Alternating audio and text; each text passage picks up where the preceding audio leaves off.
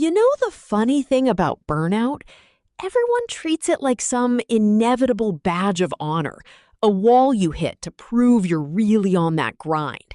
You get overwhelmed, decide your brain is fried, and your brilliant solution is to lay in bed, staring at the ceiling, thinking about how you have no time and too much to do.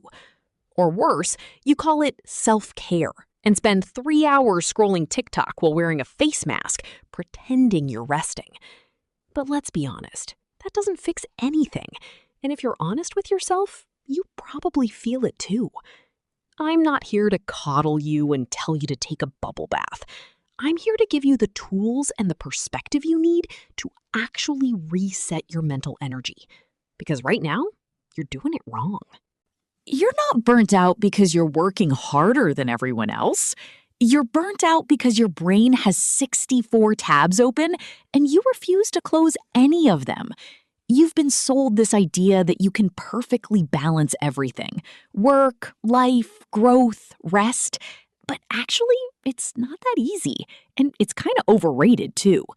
Trying to squeeze everything in while multitasking might make you feel productive, but it's kind of BS. Your brain can only focus on one thing at a time. So instead of half working while scrolling Instagram, you're just draining your battery on standby. Saying, "I want to relax" is cute, but goals are basically useless without systems.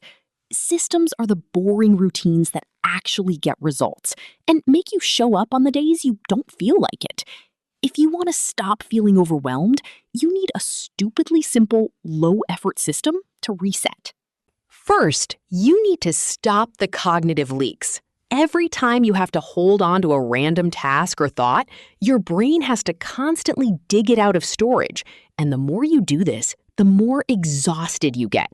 You need to do a brain dump. Write it down. Your phone is a tool, but if you treat it like a toy to distract yourself from your stress, it'll treat you like a joke. Put your phone on silent, close unnecessary tabs, and create a distraction-free environment so you can actually breathe for 5 minutes. But part of fixing burnout is rewiring how your brain engages with reality, rather than just rotting in bed. You need small, low-effort wins to build momentum. Now, you might be thinking, but I have too much to do. I can't just stop. Enter the 80-20 rule, also known as the Pareto principle, which states that 80% of your results come from 20% of your efforts.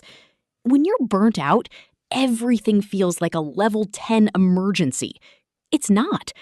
Identify the core 20% that actually matters and drop the rest. If you want something badly enough, you have to let other things slide, collapse, descend, plummet. That doesn't mean failing. It means prioritizing like your life depends on it, because it kind of does. Finally, here's where we need to start glazing the proper sleep and enough rest. Watching Netflix until 3 a.m. is not resting. During sleep, your brain organizes everything and clears out unnecessary information. Sleep regulates your hormones, and when it comes to having the energy to avoid burnout, these hormones pretty much determine everything. Taking regular breaks during the day gives your brain time to recover, just like your muscles need recovery after intense use. Look, this is just a wake-up call. You can't half commit to fixing your burnout and then expect full results. The world isn't going to fix itself for you. Stop being a boring, passive consumer of your own stress and start being an active participant in your own life. Implement a system, close the tabs in your head, and actually go to sleep. So, are you going to lock in and reset? Or are we having this exact same conversation next year? I mean, you tell me.